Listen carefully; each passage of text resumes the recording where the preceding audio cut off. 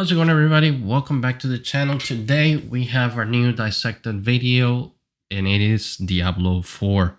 Now, for those of you who are not familiar with the channel, a Dissected video is where we take assets from a video game and we look at them. We look what they are composed of, geometry-wise. We look at the texture, we look at the UVs, and all that good stuff. Now, let's get started. All those who touch the stone meet the same fate.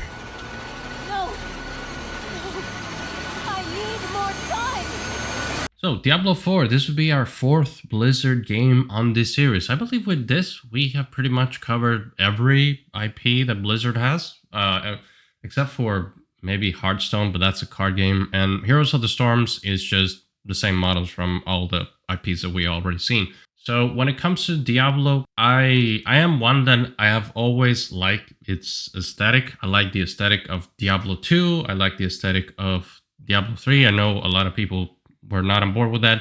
A lot of you wanted it to go back to the nitty gritty of Diablo 2, and it kind of did with this new Diablo. Although I think Diablo 4 is, while it is desaturated in their colors, we're going to see that in the textures of the models. But overall, I think that the game is brighter and more colorful than Diablo 2 was. One of the things that, if you ask me what I would like art-wise with Diablo, is that it would go back to Diablo 1. When I played Diablo 1, it felt scary going down the catacombs. In Diablo 2, not so much because it was an open field.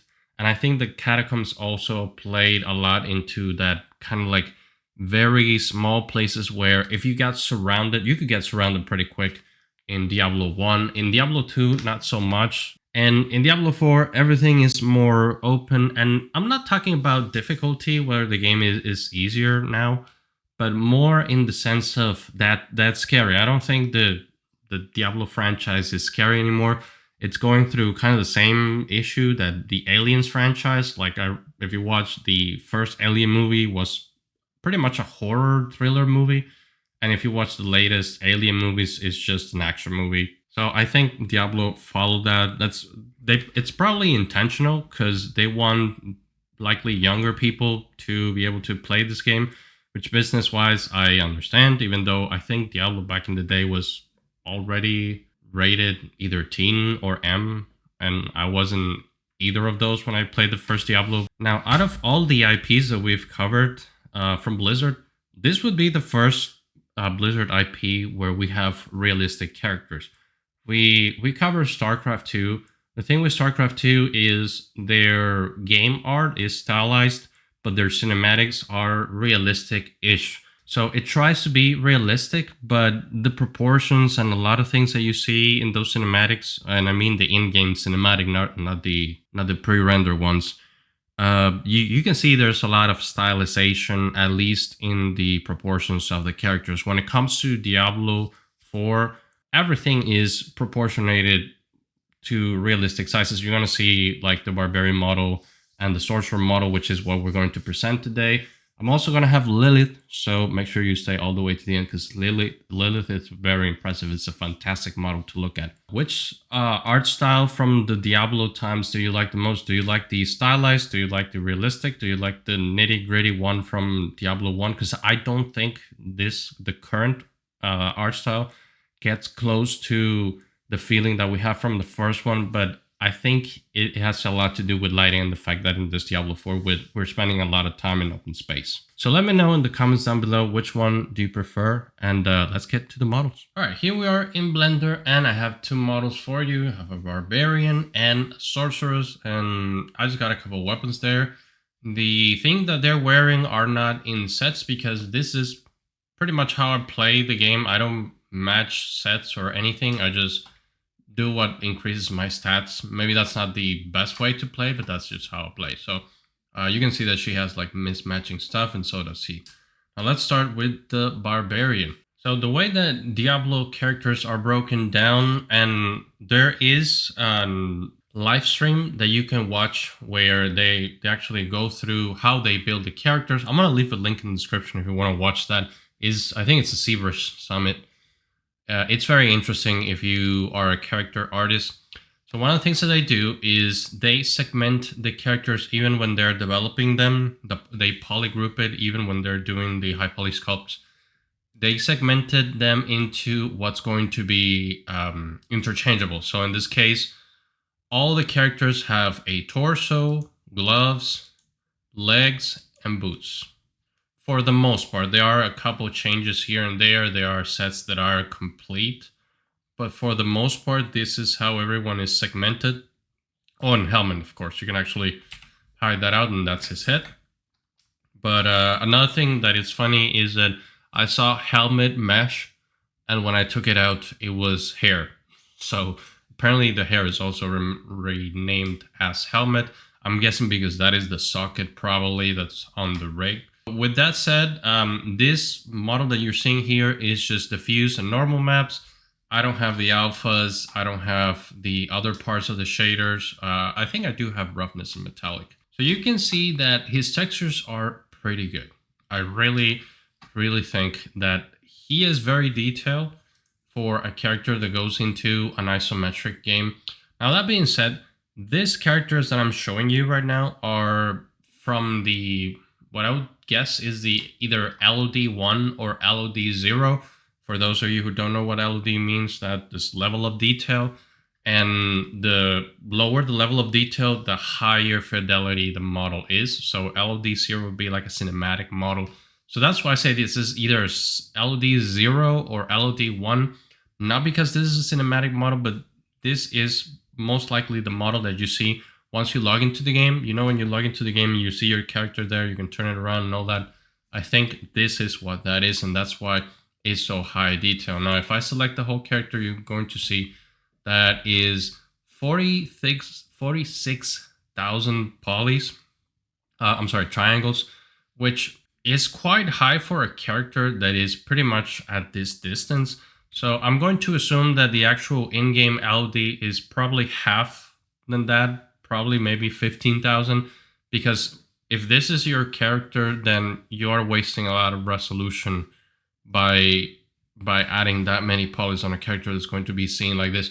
That being said, these characters do have a lot of moving parts. They have a lot of cloth, so there's certain amount of polygons that cannot be negotiated. One of the things that I find interesting is that these may not be the actual game mesh, but look at how good and how detailed this model looks at 46,000 polygons. The standard for current generation, if you watch the playlist that I have for all my dissected videos, you're going to see that for the most part, what you see for current gen is characters being around over 100k. It's usually 110, 105.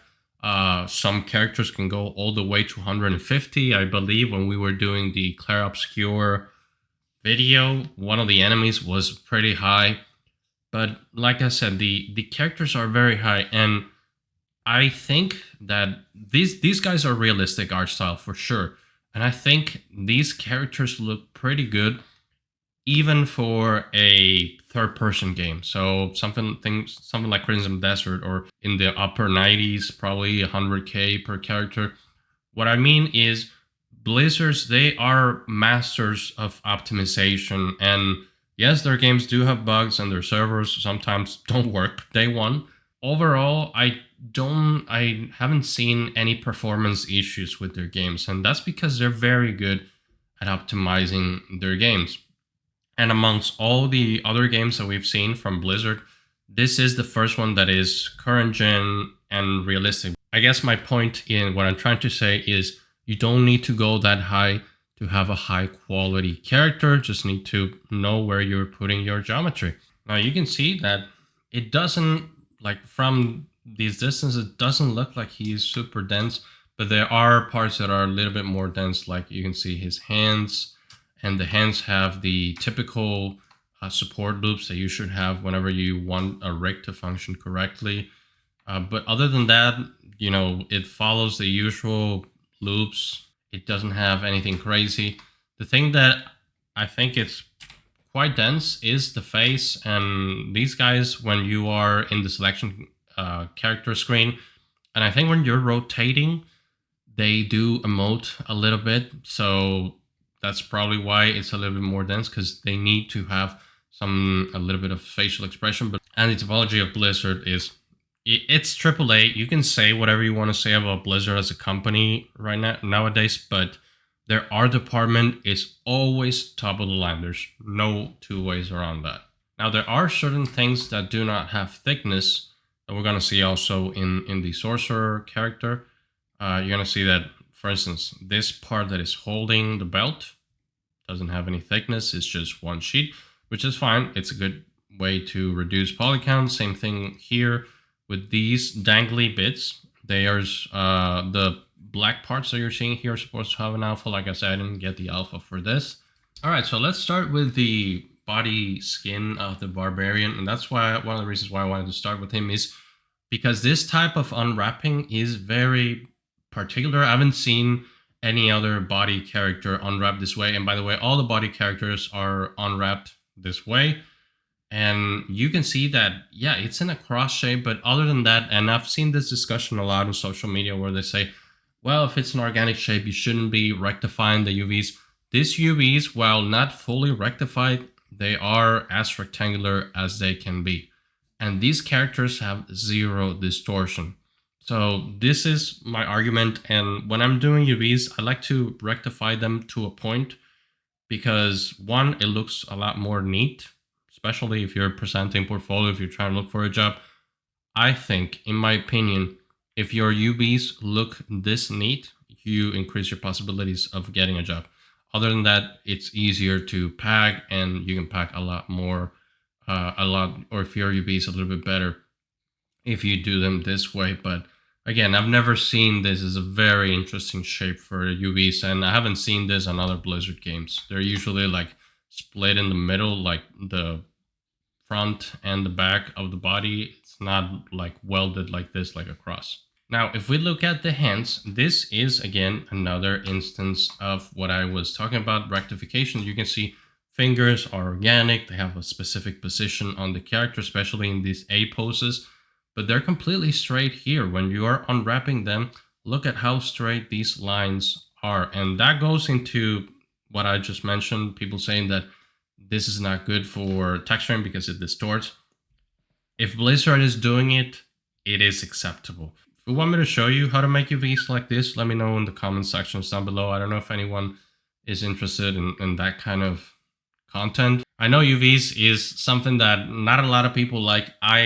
It's not the part that I love the most about 3D. As with the passage of time, and I've done so many UVs, and I learned how to rectify UVs like this, I started to appreciate the quote-unquote art of UV unwrapping.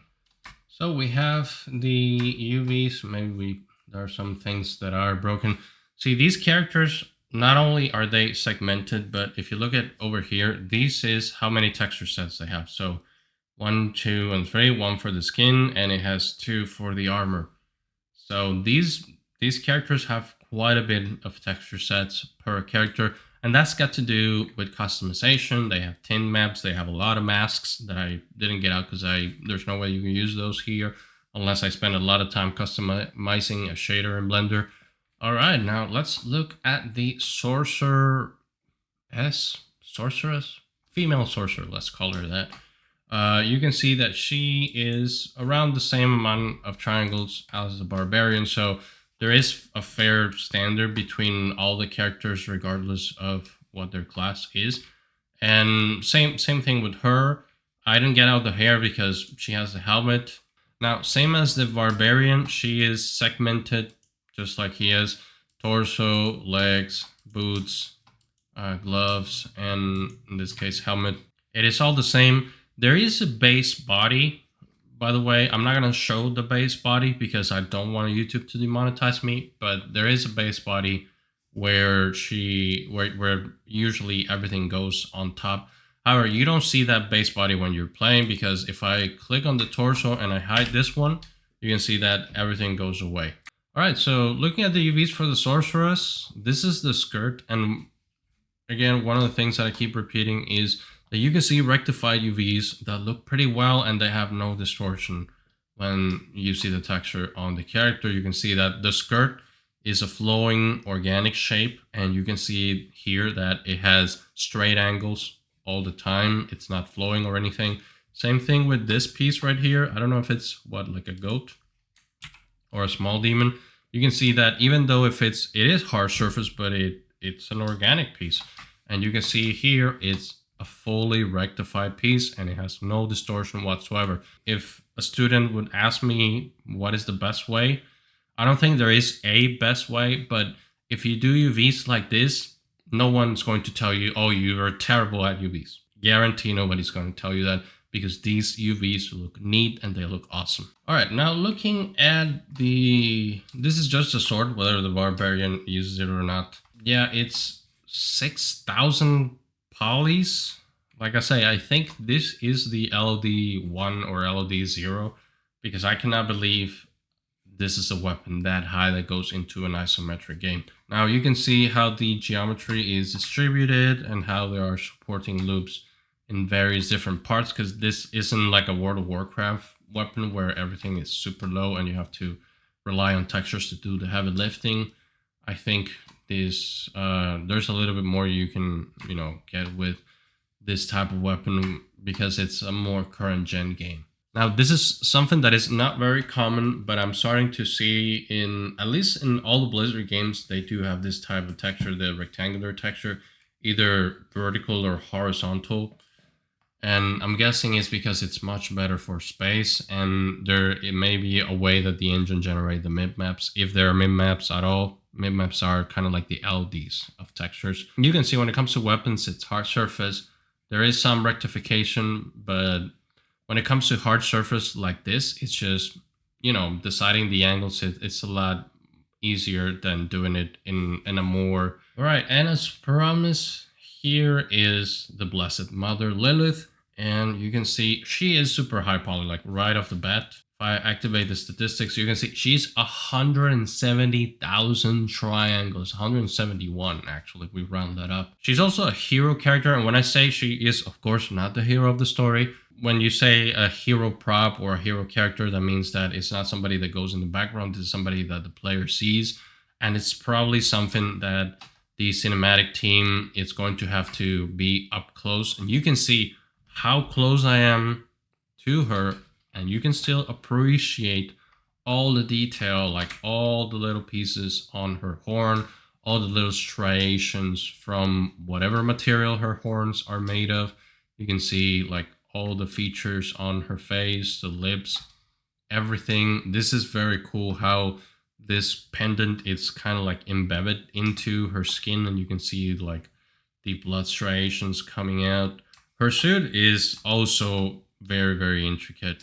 You can see the wings, every little piece of the wings. Now, granted, not everything is model, of course, because if we activate wireframe, you can see that she is very dense, but not everything is completely geometry. So there are some normal maps, like over here, normal maps are doing the lifting, but over here you can see that the wings, all these holes are modeled. That was very surprising to me when I saw this, like all these little bits, all these little holes are completely models. However, these striations are not models. So that's one of the things that you see a lot in game assets, is you got to decide what is geometry and what isn't. In this case, I think these little holes, they add a lot of geometry, because every round surface adds a lot of geometry to a character, but you can see how dense her costume is. Like, it's not as dense when you go to the bottom, but even on her feet, you can see that she's pretty dense. She's super dense on the face, of course, and that's why I think this is the cinematic model, because she is very dense on the face, and it's probably when she's talking and emoting and all that. Now, when you see the surface of the horn, you can see that every little crease here is modeled. So very, very, very impressive. And you can see this little like bone tail that she has. Everything like super dense. These things are super dense for something that I think it's not on camera a lot. You can see her hands, all the topology. If you remember, like topology of the hands with the Barbarian is much, much lower than she is, and all the nails are detailed and everything. So yeah, I would say this, when you're getting closer to the 200,000 triangles, you're getting into cinematic territory. And more like, I don't think the Lilith you fight in game is even close to this high. And I couldn't find her, but it's probably closer to like 25,000 triangles at most. Now, when it comes to a character that is cinematic and it's as dense as Lilith, it also comes with a lot of texture sets. So you can see how many texture sets she has. 1, 2, 3, 4, 13 texture sets. So that's quite a bit. I honestly have never seen an in-game character that is like that. So I'm pretty sure, again, she's restricted to cinematics, because that is way too many texture sets for a regular in-game character. But other than that, you can see that aside from her density, UVs are rectified, and you can see how everything is laid out, at least for like the face. You can see that the wings have their own particular texture just for the wings, and both wings are on the same texture, so it's not like they are divided. You can see that both left and right wing are still on the same texture. They're overlapping. Some people don't like overlapping textures. I personally wouldn't do it when I'm baking, but after you've baked, it's fine just to have them overlapping. Now, you all know the drill. If you want to see more Diablo 4 content, hit the like, hit comments, share the video around. If I see that there is interest in this game, then I will do a second coverage. Remember to subscribe, because we have more Dissected videos coming up. Actually, we're going to do Mass Effect Andromeda pretty soon, so make sure to stay tuned for that. Remember, leaving a like and leaving a comment helps the channel a lot, and I'll see you in the next one.